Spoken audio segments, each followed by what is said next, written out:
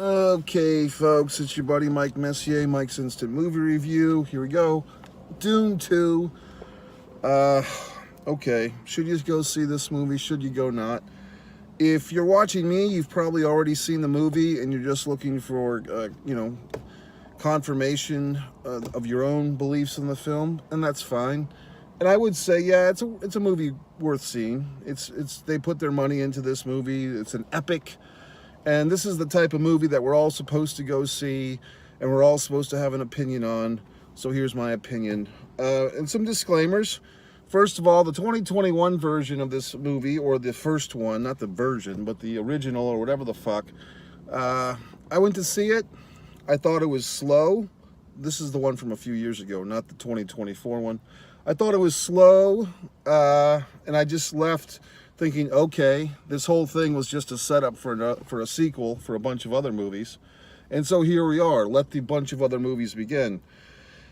I didn't really recall a lot from the first one, so I had to go back and I went to good old-fashioned YouTube and I dug up, really for the first time, some of these like crib sheets, like recap of Dune 1 or whatever the fuck they're called. Just a couple of videos. It kind of felt like some of these videos were written by Chat AI or whatever the fuck. And just assholes giving me the summary and all this stuff about spice and fucking blue ooze and the eyes and all this crap. I was like, okay, this is why I don't remember the first movie very well, because it seems very contrived, okay? So now we go into this one, and, to my own fault, I go into the theater, I'm tired, I was supposed to do something else, the something else got canceled, so now I'm like, well, now I've got this evening. And of all the things I can do in the world, it feels like a moral obligation or an obligation to you, the people that give a fuck, the 5 people that care about my opinion on this thing, that I have to go see this movie. And I want to see it. I don't want a fear of being left out, folks. I'm going to watch the Super Bowl and I'm going to go to fucking see this movie, okay? So I go to this movie and, okay, here's a fun game. You ready? If you want to see movies these days, here's a fun game if you're getting bored. Count the amount of times any character in the film says this line to another character. Are you okay? Now, your whole life will be changed. Once you start doing this, when you start going to movies, start going to the films, and when they say the lines, are you okay, count. And see how long it takes. In this particular movie, Dune, which is supposed to take place in this other world or whatever the fuck, with basically the first scene, the Zendaya individual starts choking and she, don't spit up the goose or whatever the fuck.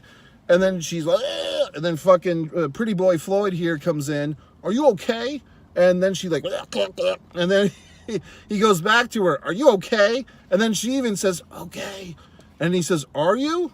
So it's like 2.5 are you okays. It's just funny because if you write screenplays like I do, you start digging through your script. It's such a creative crutch. It's like, okay, one character shows physical manifestation of some issue, whether it's mental sadness, emotional sadness, physical ailment, and another character, for clarification, says, are you okay? And then the first fucking character has to explain what the fuck is going on with them. Or the film explains it in some way. But if you look for this "are you okay" line in cinema, you'll see that it's very much there. The film Mission Impossible from maybe 2 summers ago, whatever, the 7th fucking sequel or whatever the fuck, that had like a record amount of "are you okays." Moving forth, I was starting to doze off a little bit. I would say this goddamn thing is 2 hours and 45 minutes. It's like a job seeing a movie like this. I started to doze off, but then I woke up. And finally, when this goddamn story started to like have some fucking meat to it, like things that I could understand, this vague fucking war of these assholes that I don't care about, yet we're all supposed to give a fuck. Ooh, this imaginary planet that doesn't exist that we're all supposed to give a rat's ass about from some sci-fi story written in 1965. Well, can I fill you in?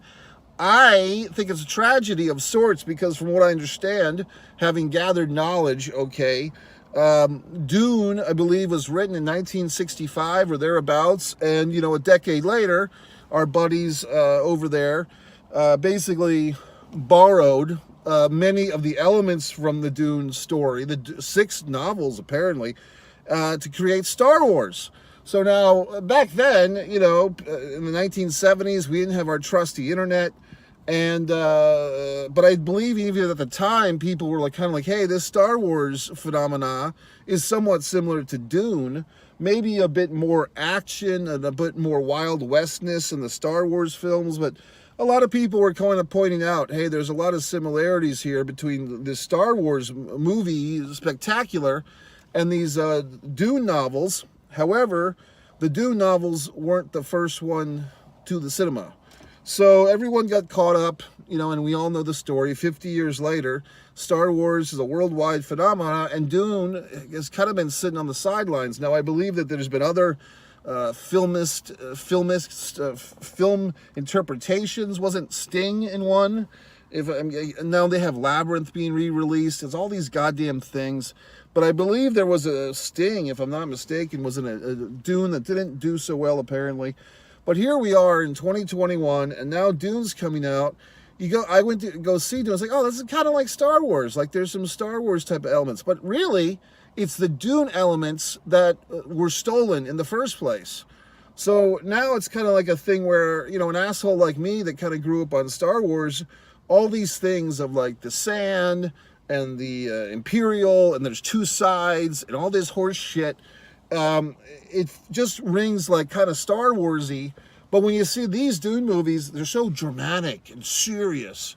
You know what I mean? In other words, they're not really fun. I mean, it's well-made filmmaking, and you pay all the big money for all the top stars and blah, blah, blah, and the great Hans Zimmer music and all this refined horse shit.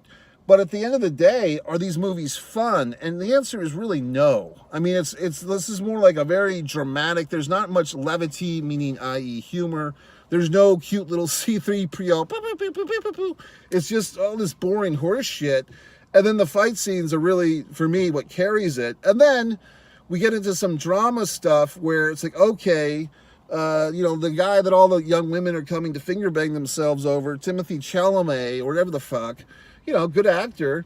But basically, when his character is basically like being revealed to be this messianistic fighter of these people, the whatever the fucks, the Frenians or whatever the fuck their names are. It's like all the words are like close to English words.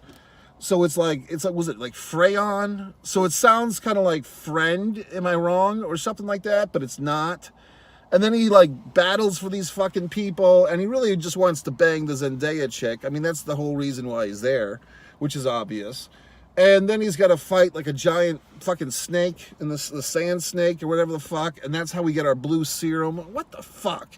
So then it's like, and then they go to battle, and then it's like, well, it is written. It is written. Oh, okay, it's written in some fictional fucking book. It's like this Dune's version of the Holy Bible. And we, as the fucking audience in the fucking theater, in our reality, are supposed to buy into this book that we don't have a copy of, that we don't read. These prophecies. Oh, it's a prophecy. Well, Christ, then it has to happen because it was foretold. Well, shit. In that case. So then this fucking asshole, now he's got all this goddamn power. He's embracing his power. He's going to avenge his fucking father. Was his father killed in the first one? Because I cannot fucking recall. And the goddamn first one was out in the theaters for a couple of days a few weeks ago. I did not go to see it because guess what, folks? I didn't like it really the first time. And I knew the first time I saw it, it was just a fucking reason to have this goddamn sequel. But yet here I am. So it's like, basically, I'm not arguing that they haven't made a great movie. Similar to the fucking Lord of the Rings fucks, I didn't give a half a shit about that stuff either. Okay, so it's like, here's this big epic fucking adventure land that we are all supposed to like adhere to and buy into. Like, oh yes, this is a metaphor for our lives. This means something about something. This is Yugoslavia. This is whatever the fuck. No, I don't give a shit. So, but I will acknowledge that when he has the whole thing with Christopher Walken and I will kill you, but then I will fuck your daughter. But then he's telling the other ones, Zendaya, I just need you, I want you to hear, I will love you until my dying breath. And you know all the fucking, the young women in the audience are fucking making their auditorium seats damp with these things. And then he's basically saying, you have to pay the price for killing my father, but I'm going to marry and fuck your daughter and to bring peace to the world. What a statement. And then the guy's like, but you can either fight me, Christopher Walken, you 80-year-old fucking man, or you can have your champion fight me. So now we get the fucking guy, I guess it's his fucking cousin, and the bald-headed guy, and I'm kind of cheering for him, because like his character's more interesting.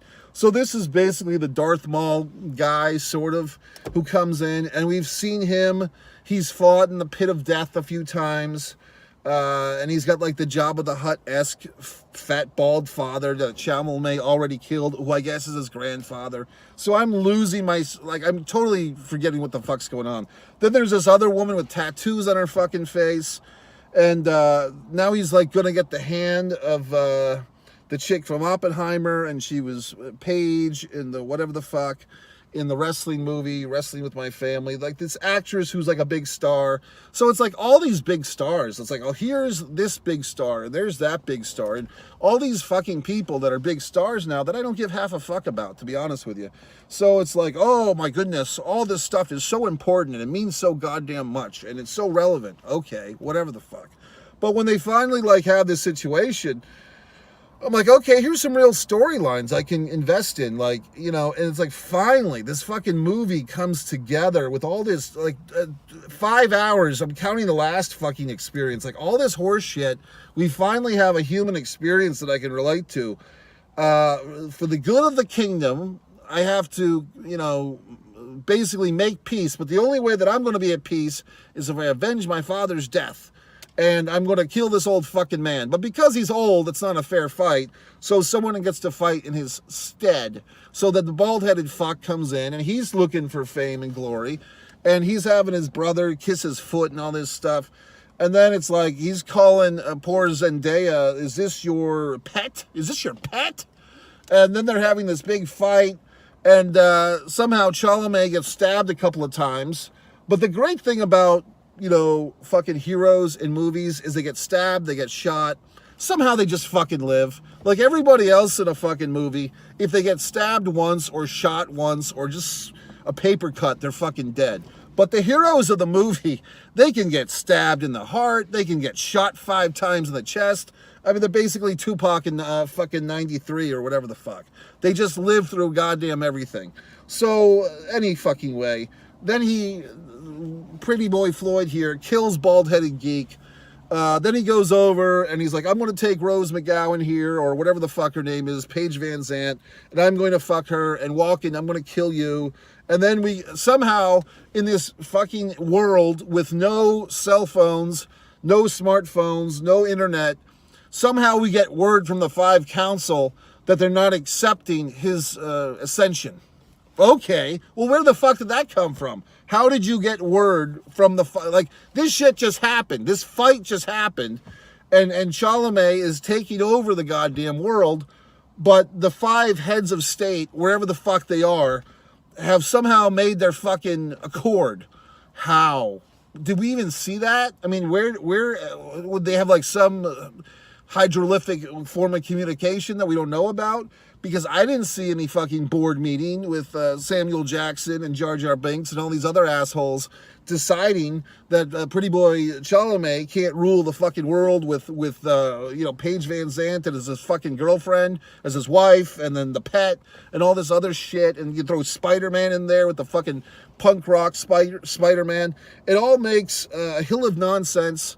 And I'm just sitting there thinking, I think I'd rather just watch, 90 Day Fiancé or some goddamn murder mystery fucking show, or the Delphi murders, or something with reality.